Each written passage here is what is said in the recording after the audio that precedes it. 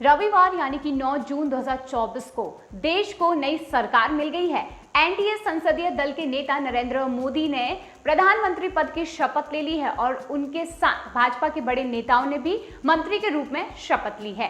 राष्ट्रपति द्रौपदी मुर्मू ने उन्हें पद और गोपनीयता की शपथ दिलाई है। पीएम मोदी के अलावा मोदी सरकार 2.0 में रक्षा मंत्री रहे राजनाथ सिंह, गृह मंत्री अमित शाह, विदेश मंत्री रहे एस जयशंकर और वित्त मंत्री रही निर्मला सीतारमण ने भी शपथ ली है।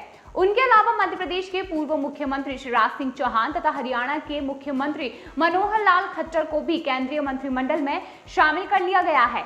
जहां मोदी सरकार 2.0 के मंत्रालय नई सरकार में भी समान रहने की उम्मीद है, तो वहीं दोनों पूर्व मुख्यमंत्रियों को भी अहम जिम्मेदारी यहां पर दी जा सकती है। उनके अलावा कर्नाटक के पूर्व मुख्यमंत्री और जेडीएस नेता एच.डी. कुमारस्वामी ने भी मंत्री पद की शपथ ली है।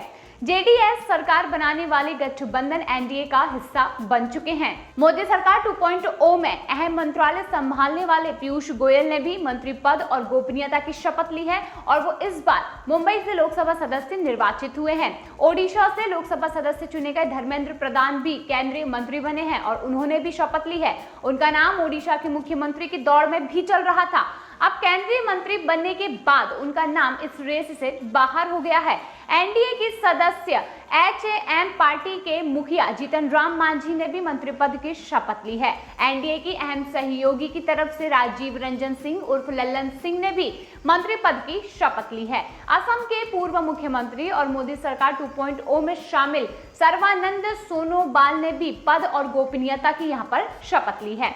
मध्य प्रदेश से आने वाले डॉक्टर वीरेंद्र कुमार ने भी मंत्री पद की शपथ ली है और वो मोदी सरकार 2.0 में भी मंत्री थे। एनडीए की सदस्य टीडीपी के आर नायडू ने मंत्री पद की शपथ ली है। वहीं इसके साथ ही वो मोदी सरकार के सबसे युवा मंत्रियों में से एक हैं। उनके अलावा कर्नाटक से आने वाले भाजपा सांसद प्रहलाद जोशी ने भी मंत्री पद की यहाँ पर शपथ ली है। आदिवासी समुदाय से आने वाले जुएल ओ राम ने भी यहाँ पर मोदी सरकार 3.0 में मंत्री पद की शपथ ली है। बिहार से आने वाले गिरिराज सिंह ने भी केंद्रीय मंत्री के रूप में शपथ ले ली है। मोदी सरकार 2.0 में रेल मंत्री रहे अश्विनी वैष्णव को भी मंत्री पद की शपथ राष्ट्रपति मुर्मू ने दिलाई है। ज्योतिरादित्य सिंधिया और भूपेंद्र यादव ने भी मोदी सरकार 3.0 में मंत्री पद की शपथ ली है। वहीं मोदी सरकार 2.0 में जल शक्ति मंत्री रहे गजेंद्र सिंह शेखावत भी मोदी सरकार 3.0 में मंत्री बन चुके हैं। वहीं झारखंड से अगर बात करें तो झारखंड से आने वाली अन्नपूर्णा देवी और किरण रिजिजू को भी एक बार फिर से केंद्रीय मंत्रिमंडल में शामिल किया गया है।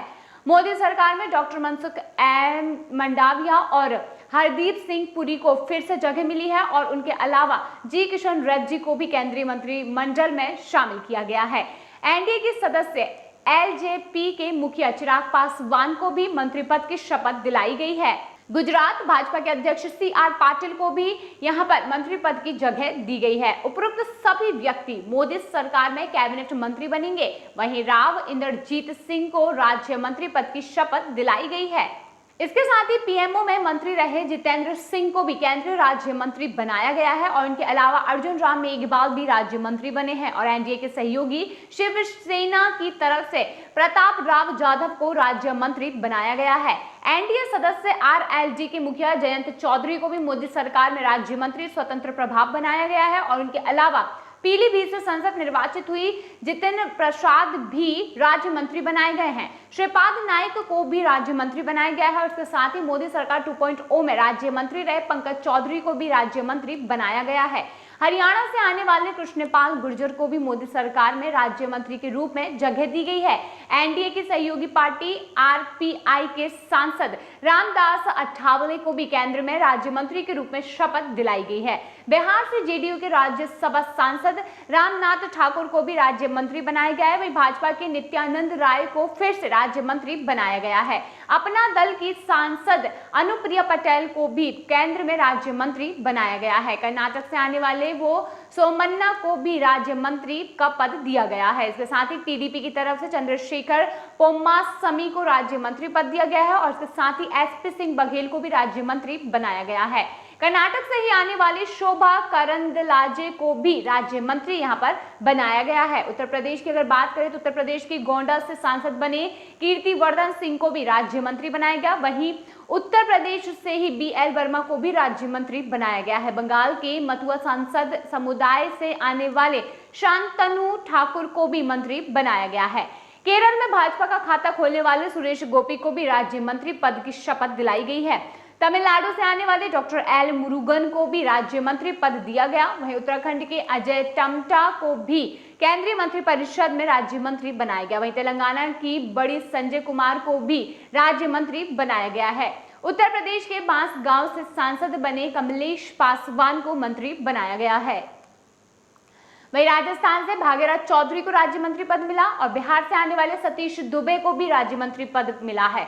झारखंड से आने वाले संजय सेठ को भी मंत्री बनाया गया। वहीं पंजाब के पूर्व मुख्यमंत्री बेअंत सिंह के पोते रवनीत सिंह बिट्टू को भी केंद्र में राज्य मंत्री बनाया गया। वे पंजाब के लुधियाना से चुनाव हार गए थे।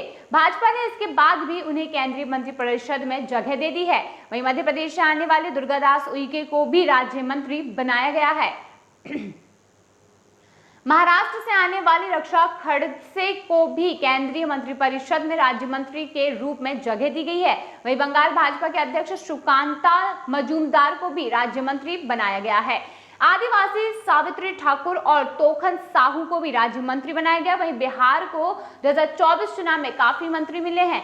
बिहार के ही राजभूषण चौधरी को भी राज्य मंत्री बनाया गया है और कर्नाटक से आने वाले भूपति राजू श्रीनिवास वर्मा को भी राज्य मंत्री बनाया गया है।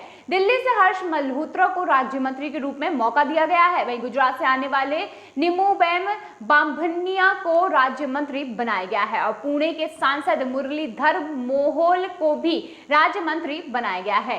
केरल के जॉर्ज कुरियन को भी राज्य मंत्री बनाया गया। वहीं असम के पवित्र मार्गरीता को भी यहाँ पर राज्य मंत्री बनाया गया है।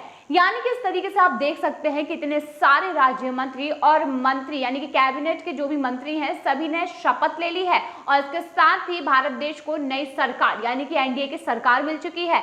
अब यहाँ पर कार्य शुरू होगा और मोदी 3.0 का जादू देखना बनता है, क्योंकि इस बार पूरी कोशिश की गई थी कि मोदी को यहाँ से हटाया जाए, लेकिन ऐसा नहीं हो सका क्योंकि लोगों ने ज्यादा से ज्यादा वोट देकर मोदी को जिताया है और एक बार फिर से मोदी की सरकार बनाई है। भले ही 400 पार यहाँ पर नहीं कर पाए हो, लेकिन सरकार तो मोदी की ही आई है। तो अब देखना ये होगा कि इस बार मोदी 3.0 का जादू किस प्रकार से जनता पर चल पाता है।